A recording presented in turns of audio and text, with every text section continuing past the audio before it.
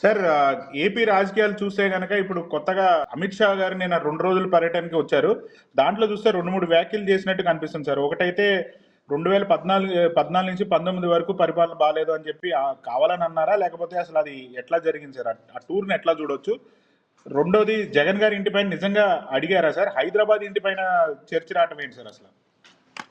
అంటే బేసిక్గా అమిత్ షా గారి పర్యటన కేంద్ర ప్రభుత్వం కొన్ని అధికారిక పర్యటనగా చేశారు. అయితే వాళ్ళు మిత్రపక్షంగా ఉండడం కారణంగా వారి పర్యటనకు ప్రాధాన్యత వచ్చింది. అమిత్ షా గారు దేశంలో నరేంద్ర మోడీ గారి తర్వాత నెంబర్ 2 పొజిషన్లో ఉన్న వ్యక్తి. వారు చేసే వ్యాఖ్యలకు వారి పర్యటనకు టాప్ ప్రయారిటీ వస్తుంది. కాకపోతే అమిత్ షా గారు లేదా నరేంద్ర మోడీ గారు బీజేపీ తెలుగుదేశం సంబంధం ఒక రాజకీయ అవసరం కోసం ఏర్పడిన సంబంధం. సరే, వాళ్ళు దేశం కోసం సమాజం కోసం ఎన్ని మాట్లాడినా వాళ్ళు కలవడం, విడిపోవడం, తీవ్రంగా ద్వేషించుకోవడం, తీవ్రంగా సమర్థించుకోవడం అన్నీ మనం చూసాం. కాబట్టి ప్రతి వ్యాఖ్యకి కూడా విపరీత అర్థాలు వస్తాయి. ఫస్ట్ మీరు అన్నట్టు వారు ఏదైతే హిందీ ప్రసంగంలో ఒక పీరియడ్ చెప్పుకొచ్చారో ఆ పీరియడ్ అన్నది రాష్ట్రం చాలా డ్యామేజ్ అయిపోయింది అనే అర్థం వచ్చేట్లా మాటలు ఉన్నాయి. అయితే ఆయన అన్నది మాత్రం గత ప్రభుత్వాన్ని, నో డౌట్. కాకపోతే బై టంగ్ స్లిప్ 14 నుంచి 19 అయిపోయింది. కాబట్టి ఆ రకంగా తెలుగుదేశం పార్టీ నేను అన్నాడు అని అర్థం వచ్చేటకు వచ్చింది. రెండోది ఏంటంటే అమిత్ షా గారు తిరుపతిలోకి రావడం, అప్పుడు అలిపిరి దగ్గర చిన్న ఇష్యూ, ఆయనకి నిరసన తెలియజేయడం ఇవన్నీ జరిగినాయి. కాబట్టి సహజంగా ఆ మాట అనడంతో గతంలో వీళ్ళ సంబంధాలు అంతంత మాత్రమే ఉన్నాయి.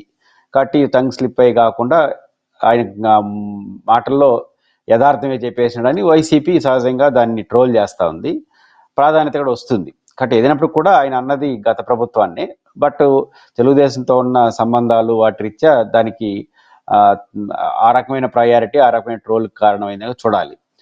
ఒకటి ప్రాథమికమైన అంశం ఏంటంటే అమిత్ షా గారు పర్యటన వచ్చినప్పుడు నేచురల్గా రాష్ట్ర ప్రభుత్వం 2 బాధ్యతలు నిర్వహించాలి. ఒక బాధ్యత ఏంటంటే రాష్ట్ర ప్రభుత్వం, కేంద్ర ప్రభుత్వం. రెండో బాధ్యత కేంద్ర రాష్ట్ర ప్రభుత్వాలు రాజకీయంగా సంబంధాలు కలిగినటువంటి పార్టీలు, సంబంధాలు. డబుల్ ఇంజిన్ సర్కారుగా వాళ్ళు బుద్ధి పేరు పెట్టుకున్నారు. కాబట్టి 2 కారణాలు ఇచ్చే చాలా బాధ్యతాయుతమైన పాత్ర పోషించాలి.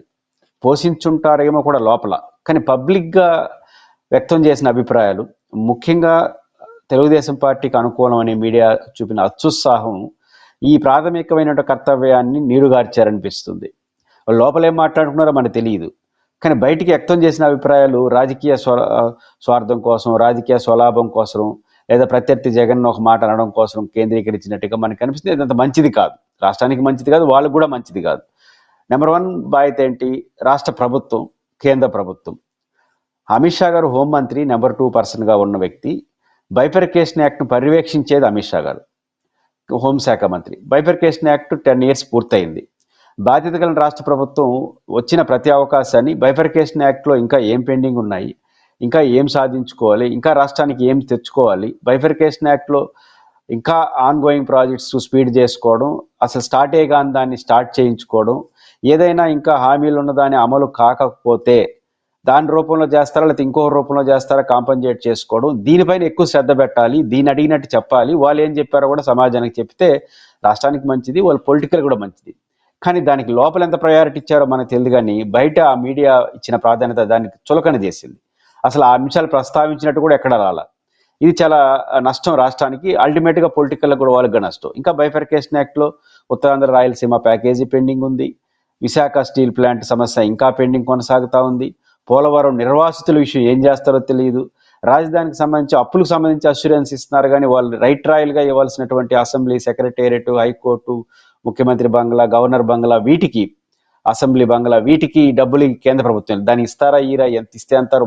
అప్పుల పైన అష్యూరెన్స్ వస్తుంది, కానీ మనకి ఇవ్వాల్సిన అసలు విషయాలపైన అష్యూరెన్స్ రావట్లేదు. ఇంకా ఇట్లాంటి అంశాలు చాలా పెండింగ్లో ఉన్న అంశాలన్నింటినీ కూడా మనం పరిష్కరించుకోవాలి, ఆయనతో మాట్లాడాలి. పెండింగ్ ఉన్న విషయాలు, హైదరాబాద్లో ఉన్నటువంటి ఉమ్మడి ఆస్తులు, వీటి చర్చ జరిగినట్టుగా ఉంటే మంచిది. లోపల ఏం చర్చ తెలియదు, కానీ పబ్లిక్గా మాత్రం ఇవి చర్చ జరిగినట్టు కనకుండా రాజకీయ చర్చలు, అది కూడా అసహజమైన చర్చలు తీసుకురావడం అనేది అంత మంచిది కాదు. రెండో అంశం డబుల్ ఇంజిన్ సర్కార్. మీరు కేంద్రం, రాష్ట్రం ఒకటే ఉన్నారు కాబట్టి మరింత బాధ్యత మీకుంది, అవకాశాలు కూడా ఉంటాయి. ఎందుకంటే మీరు ఒకటే కాబట్టి కేంద్ర రాష్ట్ర ప్రభుత్వాలు. కానీ ఆ రకమైన కనపట్లేదు. పైపిచ్చు అమిత్ షా గారి వ్యాఖ్యలు కూడా చాలా విచిత్రంగా అనిపించినాయి. ఇప్పటికే 3 లక్షల కోట్ల రూపాయలు విలువైనటువంటి పెట్టుబడులు రాష్ట్రంలో పెట్టేసినట్టు, అదేదో విచిత్రంగా అనిపిస్తుంది. రాష్ట్రానికి అదని ఏంటో చెప్పరు అవి. ఇప్పుడు విశాఖపట్నం విశాఖ స్టీల్ ప్లాంట్ అభివృద్ధికి ఇచ్చారా, ప్రైవేటీకరణ వేగవంతం చేయడానికి అర్థం కాదు. ఇప్పటికి 700 మంది రిజైన్ చేసినారు. ఇంకా కొన్ని మీరు విఆర్ఎస్ తీసుకోమంటున్నారు. విశాఖ స్టీల్ ప్లాంట్ని స్ట్రెంథన్ చేసే ఉద్దేశం ఉంటే విఆర్ఎస్ తీసుకోమని చెప్పి అడగడం ఏంటి? ఇవన్నీ చూసినప్పుడు అనుమానాలు తావిస్తుంది. అరకు వీటికి ఏమి ఆన్సర్ చేయకుండా 3 లక్షల కోట్లని జనరలైజ్ చేసి మాట్లాడడం అనేది వారు మాట్లాడినారు. వాళ్ళు ఎందుకు అట్లా వీళ్ళు అడిగింది కూడా అట్లే ఉన్నారు కాబట్టి అడిగినారు. రెండో అంశం మీరు ప్రస్తావించింది అత్యంత ముఖ్యమైనది, చర్చ నడుస్తుంది. జగన్మోహన్ రెడ్డి గురించి ఆరాధిస్తారని. ఇంకా ఆయనకేం పని లేదా హోంమంత్రి గారికి? హోంమంత్రి గారు ఎందుకు ఆరాధించడానికి ఆంధ్రప్రదేశ్కి రావాలన్నా? ఆంధ్రప్రదేశ్కి వచ్చి చంద్రబాబు నాయుడు గారిని అడిగితే తప్ప తెలియదా? ఇంటెలిజెన్స్ వాళ్ళు అడిగితే 2 నిమిషాలు చెప్తారు జగన్మోహన్ రెడ్డి గారు ఏమేమి చేశాడు, ఏమేమి ఉన్నాయని. ఆయనకి ఉన్న ఆస్తులు ఏంటి, అవకాశాలు ఏంటి, బిల్డింగ్స్ ఏంటి అన్నీ వాళ్ళకి తెలుసు. కొత్తగా వచ్చి ఇక్కడ ఆశ్చర్యకరంగా మాట్లాడేది ఏముంటుంది? దానికోసం ఆంధ్రప్రదేశ్కి రావాలన్నా? ఆయన అడగడు. వీళ్ళు చెప్పాల్సిన అవసరం కూడా వీళ్ళకి లేదు. కానీ రెండోది జగన్మోహన్ రెడ్డి గారికి సంబంధించి ఇంకా ఇట్లాంటి వాటి వల్ల లాభమే ఉంది. మరీ అభూత కల్పన ఏంటంటే నాకున్న సమాచారం అవగాహన మేరకు జగన్మోహన్ రెడ్డి గారు హైదరాబాద్ ఇల్లు కన్నా చంద్రబాబు గారి ఇల్లు పెద్దది అనుకుంటారు. లోటస్ పాండ్లో జగన్మోహన్ రెడ్డి గారి హౌస్ అని మనం అంటున్నాము. దాంట్లో 2 బిల్డింగ్స్ ఉంటాయి. వాళ్ళ సోదరి ఒక బిల్డింగ్ లో ఉంటుంది, ఈయన ఒక బిల్డింగ్ లో ఉంటారు, కలిసి ఉంటాయి. దాంట్లో 2 పోర్షన్స్ ఉంటాయి. ఒక పోర్షన్ ని ఎవరికో రెంట్కి ఇచ్చినట్టున్నారు, ఇంకో పోర్షన్ వీళ్ళు వాడుకున్నట్టున్నారు. ఆ పోర్షన్తో పోల్చుకుంటే మొత్తం బిల్డింగ్ కన్స్ట్రక్షన్తో పోల్చుకుంటే చంద్రబాబు గారి ఇంటి కన్నా చిన్నదే అది. కానీ జగన్మోహన్ రెడ్డి గారి ముద్ర ఏంది? ప్యాలెస్లు అని ముద్ర పడేసినారు. ఎంత రోజులు పెడతారు అట్లా? హైదరాబాద్లో 100 గదులు ఉన్నాయి. ఏం చేస్తారు 100 గదులు? హోటలా జగన్మోహన్ రెడ్డి గారిది? రెండోది బెంగళూరులో కాబట్టి పెద్ద విశాలమైన ప్రదేశాల్లో బెంగళూరులో ఉన్న మాట వాస్తవం, ఆయన సొంత వ్యవహారం అది. దానికి సంబంధించి 100 గదులు పెట్టుకుని ఏం చేస్తాడు? హోటల్ అది ఏమన్నా మెయింటైన్ చేయడం కష్టమే కాదు. 100 గదులు ఎందుకు పెట్టుకుంటారు? భార్య భర్తలు పిల్లలు కూడా ఇక్కడ లేరు. ప్యాషనెట్గా పెద్ద బంగ్లా లగ్జరీ కట్టుకోవచ్చేమో కానీ 100 గదులు ఇవన్నీ ఏంటంటే ఆయన్ని అడిగినట్టు, ఈయన ఆరాధించినట్టు అర్థం పర్థం లేని వాదనలు. రెండోది విశాఖపట్నంలో కట్టిన బిల్డింగ్ సంబంధించి ఏదైతే గవర్నమెంట్ బిల్డింగ్ అది ఆయన కట్టేది ఏంది, ఇంకా కూడా దాన్ని ప్రైవేట్ ప్రాపర్టీగా చూస్తున్నారు. ఇది సరైనది కాదు.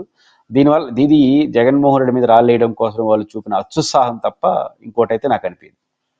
బీజేపీ లీడర్లకు కూడా క్లాస్ పీకారు. అసలు మనం కేంద్రం నుంచి ఏమి ఇచ్చామో మనం చెప్పుకోలేకపోతున్నాం అన్న మాట ఎంతవరకు నిజం అంటారు సార్? అది క్లాస్ స్పీకర్ లేదు కానీ ఎప్పుడు బీజేపీలో ఆ చర్చ ఉంది. చాలా వరకు కేంద్ర ప్రభుత్వం ఏవైతే రాష్ట్రానికి హక్కుగా ఇవ్వాలనో అవి ఇవ్వడంలో జరిగిన లోపాలు జరిగినంత చర్చగా ఇచ్చిన వాటి మీద జరగట్లేదు అని కొన్ని ఇచ్చారు, దాన్ని మనం కాదనిలేము. ఉదాహరణకు కేంద్ర ప్రభుత్వ సంస్థలు తిరుపతిలో కూడా 2-3 వచ్చినాయి. ఐఐటి, ఐజర్ లాంటి సంస్థలు వచ్చినాయి. అదేవిధంగా ఎయిమ్స్ చాలా బాగా కడుతున్నారు. పోలవరానికి ఇప్పటివరకు నిధులు ఇచ్చినారు, ఇంకా ఇవ్వాల్సింది ఉంది.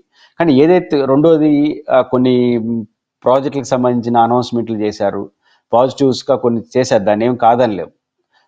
కానీ కేంద్ర ప్రభుత్వం ఇవ్వాల్సింది ఎంతున్నా కేంద్ర ప్రభుత్వం రాష్ట్రానికి జరగాల్సిన న్యాయం చేయలేదన్న చర్చ కన్నా వాళ్ళు చేసిన దానిపైన అసలు చర్చ జరగట్లేదు. అది అభ్యంతరకరం కదా ఒక పార్టీగా. అందులో కేంద్రంలో అధికారం ఉన్నారు, నెగిటివ్ చర్చ జరిగినది. కానీ దానికి ఎవరు చెప్పాలి?